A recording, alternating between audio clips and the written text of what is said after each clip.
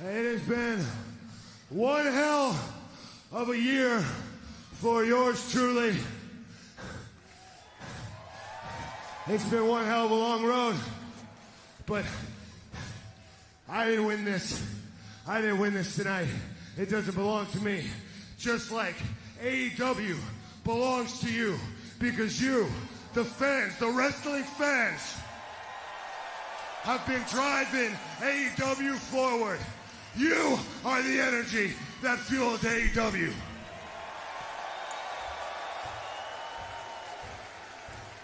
And a year ago, we had a conversation, and we said, we're bringing pro wrestling back to the people. And that is exactly what we have done. Look, I didn't win this. This doesn't belong to me. This belongs to everyone here in Chicago tonight. All the AEW fans at home.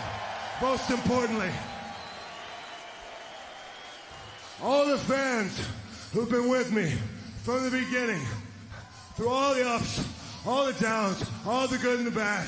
The fans that have stuck with me and kept me moving forward, pushing forward. This belongs to you.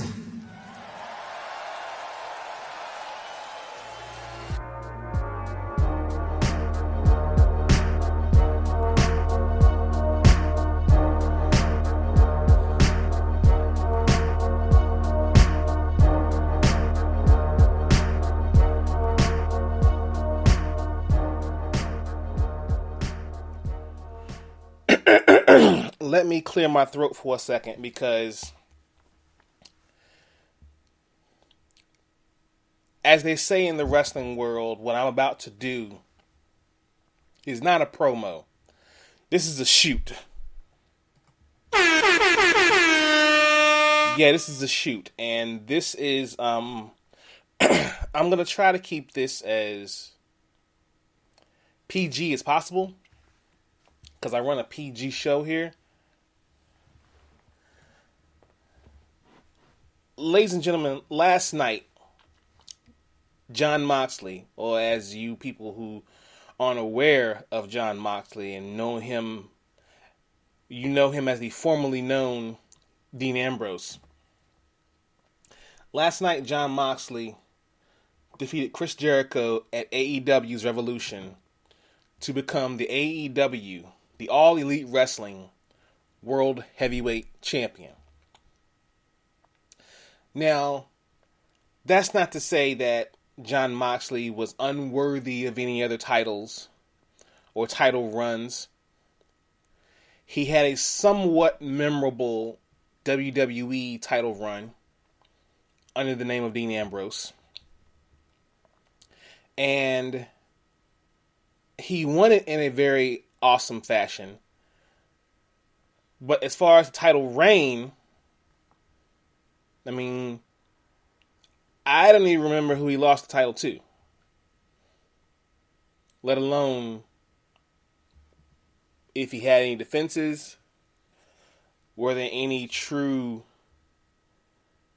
feuds he had with this title?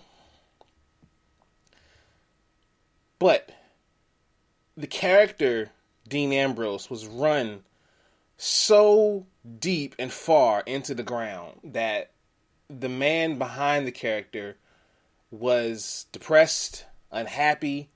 I mean, you all heard several interviews, especially the one that he did with Jericho's podcast. And the man was extremely unhappy. I mean, how can you go to work every day unhappy? It's a job, it's a profession that you have made so much a part of you. I mean, professional wrestlers, I don't think this is something that they do to just pay bills. I wouldn't think they would do this just to pay bills. They do this because they love it. They do it because they have passion for it.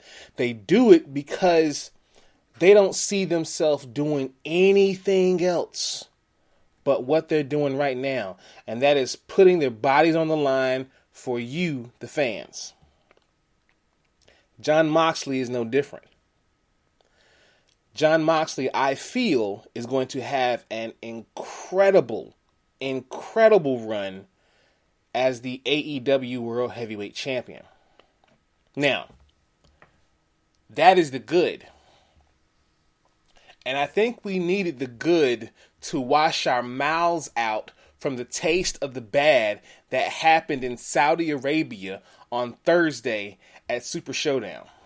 Now, this has been the topic of discussion for the entire weekend within the online wrestling community, whether it be social media, YouTube, podcast, whatever.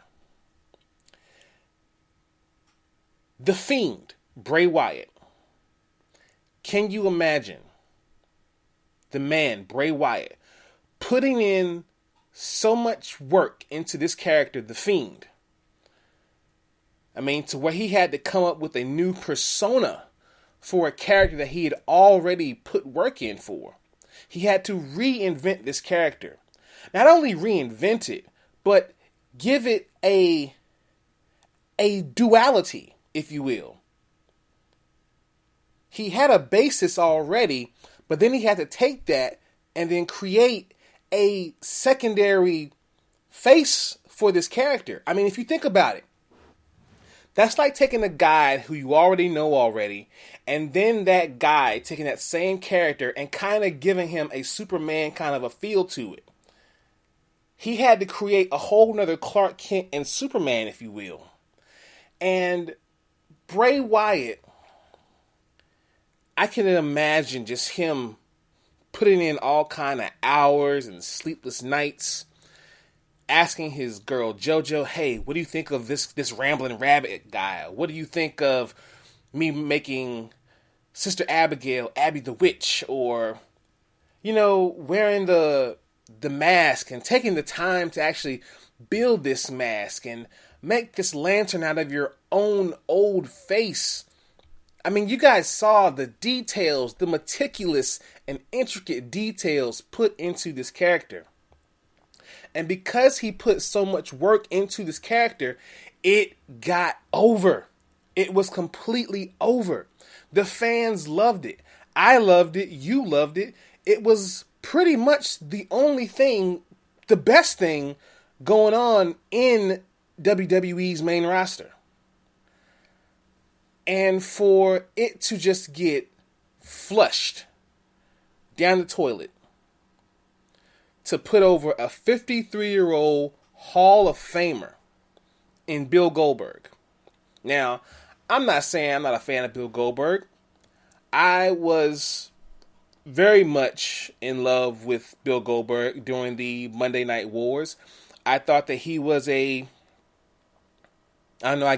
decent or a good enough answer to Stone Cold. You know, we saw the similarities. White guy, bald, black trunks, bad attitude, 5 moves to doom, whatever. But it all encompassed in the Monday Night War, and I was a fan of Goldberg. If for nothing else, the entrance of Goldberg was dope. Even his little small run in WWE when he finally came over, it was okay. You know, it was nothing to call home about, but, you know, whatever. He didn't do anything too impactful. Who am I kidding? That run was trash. That run was trash. It was trash. It was garbage. But anyways, you pretty much sacrificed the best thing you had. And when I say you, I'm talking to you, Vincent Kennedy McMahon. Oh my. I'm talking to you. Now, I don't blame anybody I don't blame anyone in creative. I don't blame the writers. I don't blame Stephanie. I don't blame you, Bruce. I blame Vincent Kennedy McMahon only because nothing goes through without his say-so, right? Everything revolves around what Vince wants. And Vince thought it was a great idea to put the Universal title back onto Bill Goldberg over The Fiend.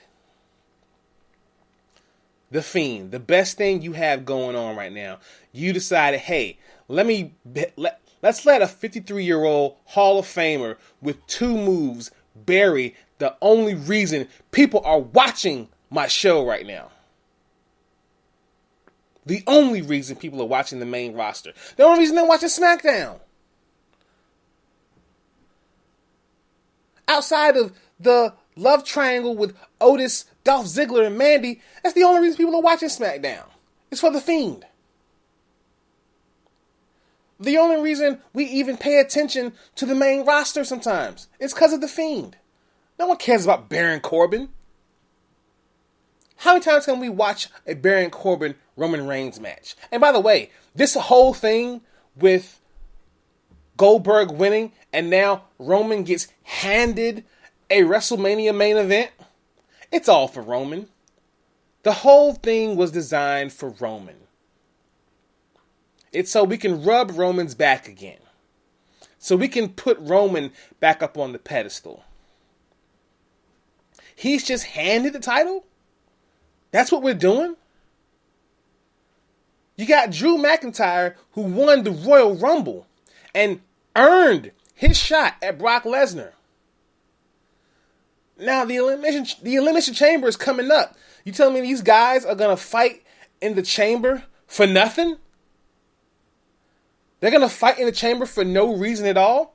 I thought the whole point of the chamber was for the other title shot to be given to the other belt, for the other title. And now Roman just gets it handed to him? What are we doing? What is going on with WWE and their creative? It doesn't make sense to me. It's some of the dumbest booking I've ever seen in my life. But yet you have stans who love it and they get behind it and they don't watch the pageantry of a elite civil war at Revolution.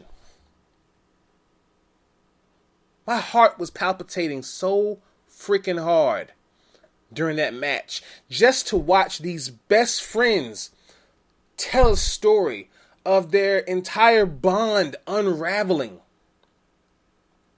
And by the way, Kenny Omega is the greatest wrestler of all time. I don't care what you say, Michael Cole. It's not John Cena. At least that's my opinion as we speak right now in this podcast. Because that match with him and Pac at Dynamite was nothing less than 5 stars. Nothing less. I just want WWE to get their stuff together. Because right now, Vince, you can go around and fire as many CFOs as you want. But the reason people aren't investing is not because of loss in profits, or people not investing or not buying stock options, or people dropping their network subscription. It's because your main product sucks.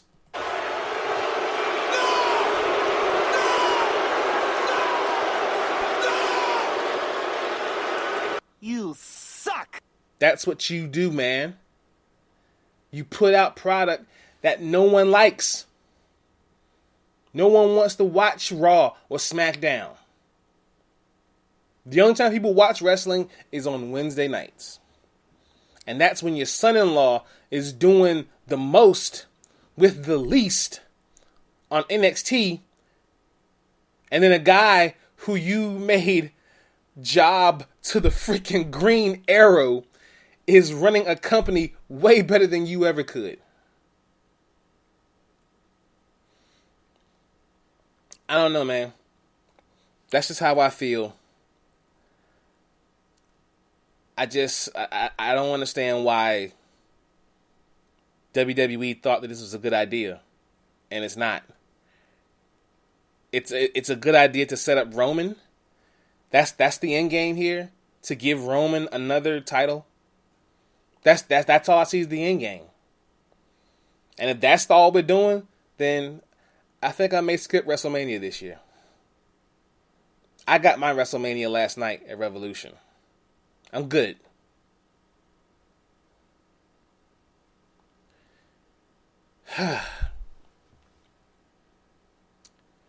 follow the podcast here at Spreaker. You can also check us out at YouTube. Do You Speak Geek is the channel. Go there, like, subscribe, leave comments, hit that button for all notifications. Follow us on the social medias, Facebook, Instagram, Twitter. As always, people, live to play, play to win, win to live. I speak geek. Do you speak geek?